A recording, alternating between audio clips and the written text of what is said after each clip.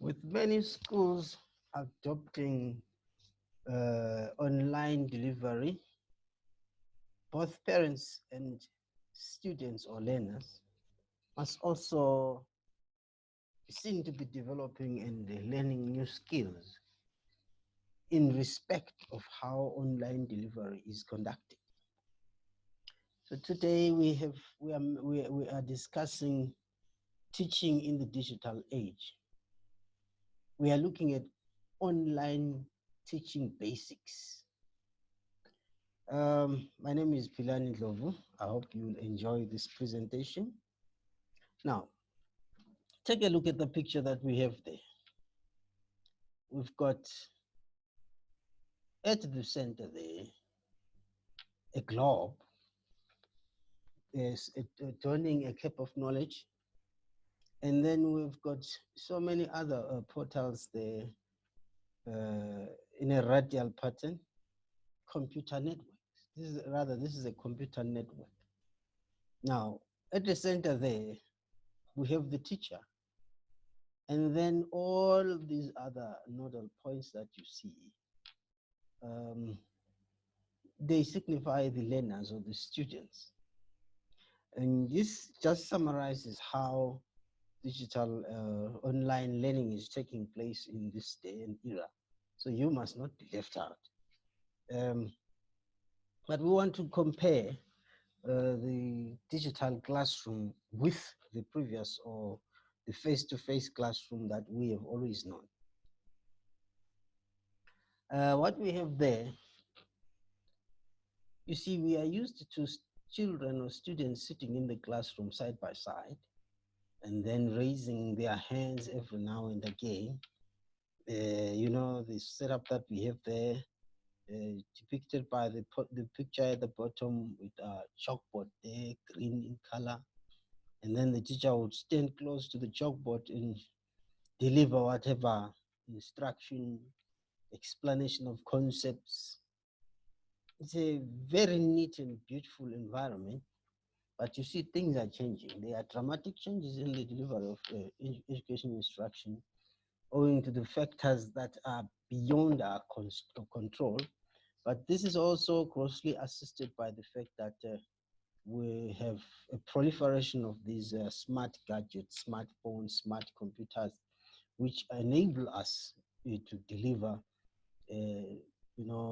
learning instruction in a virtual environment, in a virtual classroom. So when we look at how the virtual classroom has been emerging in recent years, you almost get tempted to say that it has come to stay, and it is high time teachers embraced and stood by it. Otherwise, if you don't embrace the virtual or the digital classroom, you risk being left behind. It presents so many opportunities and so much potential to tap into. But as teachers, we are, expected to have to adopt a continuous learning attitude as the only way to go. Otherwise, we risk being left behind. So looking at our environment there, our traditional classroom as we know it may not continue to exist in that fashion anymore. Um, you see, in a traditional classroom, there are certain elements that we are so familiar with. We have our room, which happens to be our venue or our meeting place. Then we have the learners' desks and chairs. We have the teacher's desk and chairs, and then we have the teacher himself or herself. Then we have the students or the learners. We have a chalkboard, the books, the display charts, the pens, the registers, the files, and the record books. As we just saw previously, that's exactly what it looks like. But if we are going to turn this classroom into a virtual classroom, what do we expect? Well, look at the activities in the traditional classroom again. The teacher gives instruction, explains concepts, listens, the learners listen, execute instructions. Sometimes they do ask questions, and then they do assignments as assignments are given out to them by the teacher. The teacher writes or illustrates on the board. The learners pay attention and they write in their own books. And they also get to illustrate concepts and ideas on the board. You see, we sometimes have learning instruction coming through class discussions or presentations, question and answer sessions, and feedback sessions. So these are the activities that characterize a traditional or face-to-face learning environment. Now, one of the questions that are being asked is how it is possible to maintain these traditional activities and carry them forward into, the virtual classroom. How will, for instance, the virtual classroom be able to promote these same activities that promote learning? Remember, these activities have been tried and tested over a long time, a long period of time, over centuries precisely. So, but how do we then adapt them to the virtual classroom? Or are we going to be losing some of them as we go along the way? And because of these questions, a lot of people are anxious. A lot of people are not exactly sure whether the virtual classroom will be able to provide that comprehensive learning environment which is required really, as we have always known in the traditional face-to-face classroom. Um, let's look at what the virtual classroom presents as its own elements and opportunities. All right, the room, the venue, and the meeting place now has been taken over by the remote collaboration tools. Learners' desks and chairs, you see, instead of having the learners and desks in the classroom, we now have children sitting at home. And sometimes they're at home, they don't necessarily have these formal, you know, tables and chairs. I have noticed sometimes during online delivery, you have some student lying on his bed. Maybe, it's not even formal and it affects their concentration somehow. But maybe that's a topic for another day. We have teachers' desks and chairs in the traditional classroom, but now we have a laptop, a smartphone, or a tablet in the virtual classroom. But the teacher remains the same. The students and the learners remain the same. What about the chalkboard? You've got your PC and your these online collaboration tools that we are going to be talking about a little later on. Books remain the same. You still need books, but maybe some of the books have gone digital. We have ebooks, we have documents in PDF files and other formats. And then display charts. Yes, we still have display charts, but sometimes maybe the role of the physical display chart is taken over by the virtual learner management system, depending on how it is configured to host these display charts. What about registers, files, record books? Well, that's the role now of the learner management system, because as we shall see later on, the learner management system is a virtual school per se. It's got all the features of a school. It's only that it doesn't have those physical files that you walk in and see in the classroom or in the school office, but certainly it must have and display those elements and characteristics. We've spoken about remote collaboration tools and maybe assuming that everybody knows them. Well, we are talking here about online conferencing tools. We have so many of them, so many teleconferencing tools such as Zoom, MS Teams, Skype. Well, you will agree with me that YouTube is not an online conferencing tool as such, uh, much as it does not promote, the participation of other what you call elements within the conference, but it is still a very important channel of dissemination of information. Then the learner management system, which we will talk about briefly, um, is also a very important, online collaboration tool. I've put in there some icons for you. The MS Word, very popular word application there.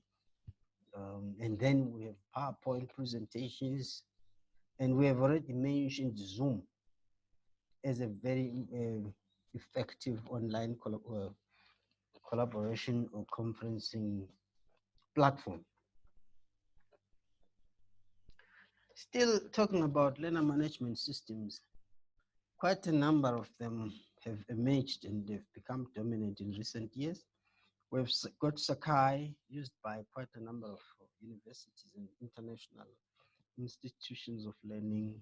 Then we've got Blackboard Collaborate, also very familiar, very, very popular with universities and institutions of learning.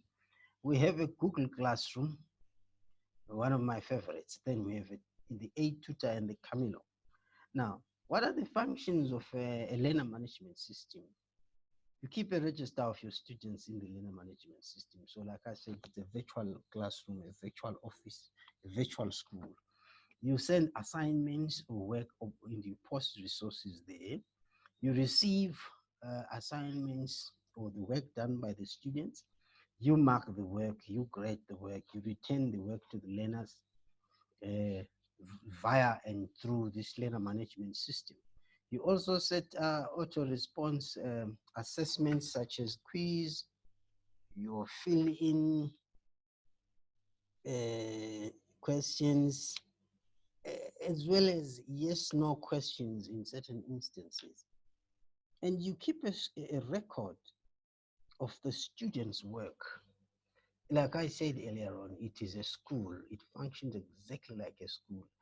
Anybody who wants to find out about the students who are enrolled in that schooling system, which is a virtual schooling system or classroom, they can inspect the record of the work that the students have been submitting. They can even read through, the work, the essays, whatever responses the students gave. That record is kept there. It's not erased. So it's a very, very reliable. I think it's more reliable than the physical classroom that we are used to, where fires can ravage the fires and everything else.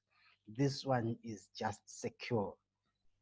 And like I said earlier on, in order to run an effective virtual learning program, the learner management system lies at the heart. It's the backbone of everything.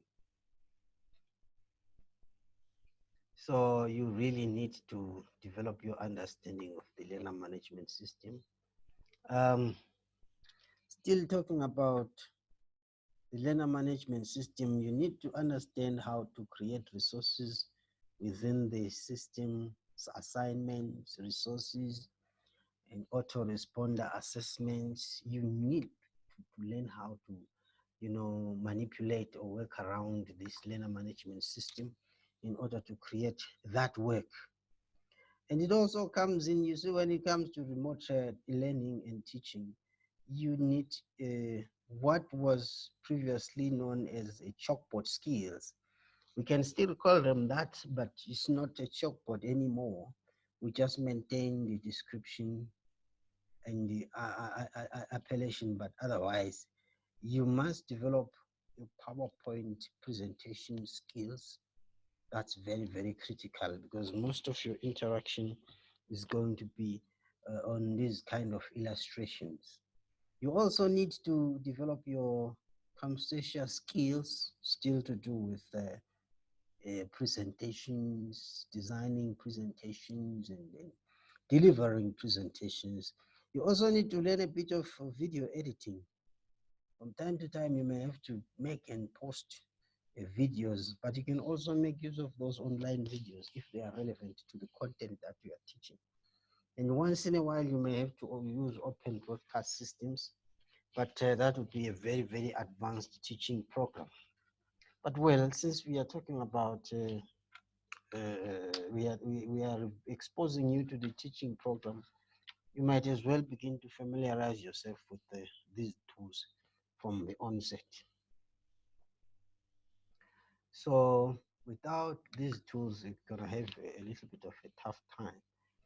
And then, still talking about these remote collaboration tools, one of the questions that have been asked is, how does a teacher, for instance, who is stationed somewhere in Johannesburg, a mark, rather, receive work from someone in Bulawayo, to the point of number one, you set the work for that student in Bulawayo or in Chicago to see that work, and then the student does the work and submits it, and then you are able to mark that work, award a score.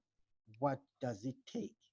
That's then where we come now to talk about the importance of developing very good and, yeah, excellent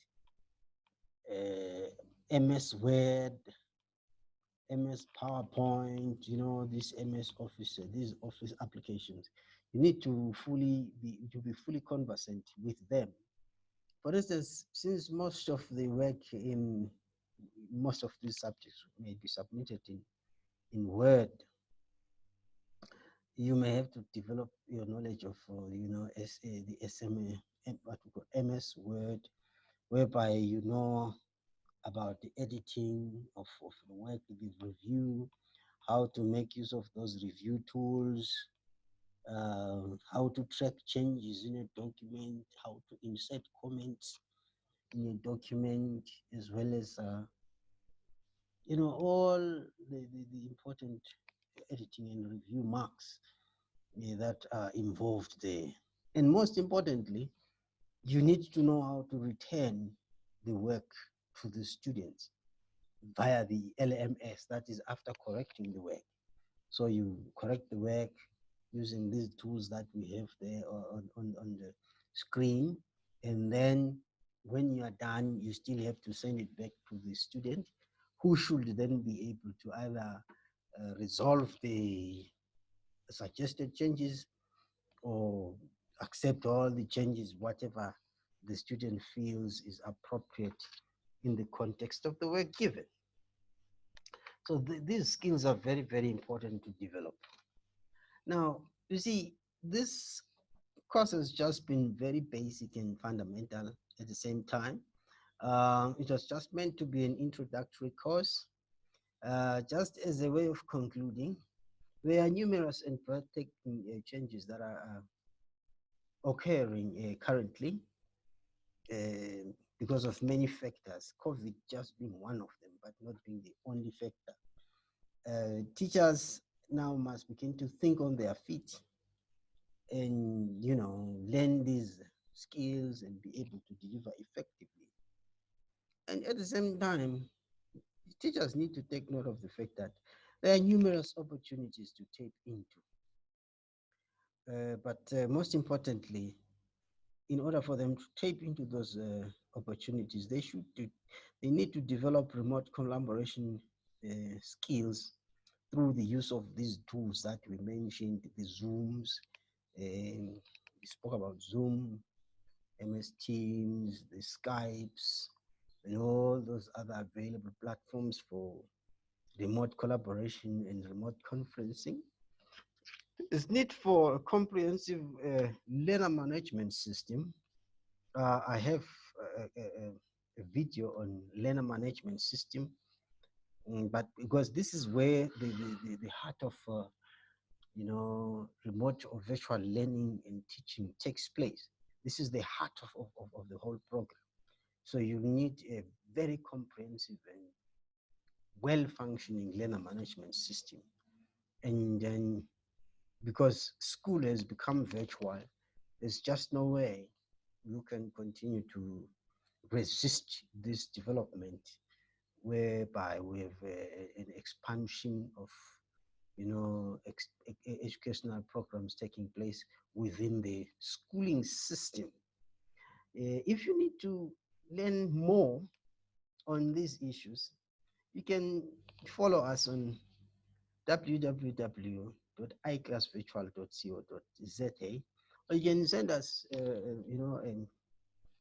an email at info@iclassvirtual.co.za, just on any inquiries. And then I ask you and urge you to click subscribe so that we can continue to send you more of our videos and you become aware when we post a new one. Click like also if, and I know this has blessed you, so just go ahead and click that like. Thank you very much for your time and being part of this program. Thank you.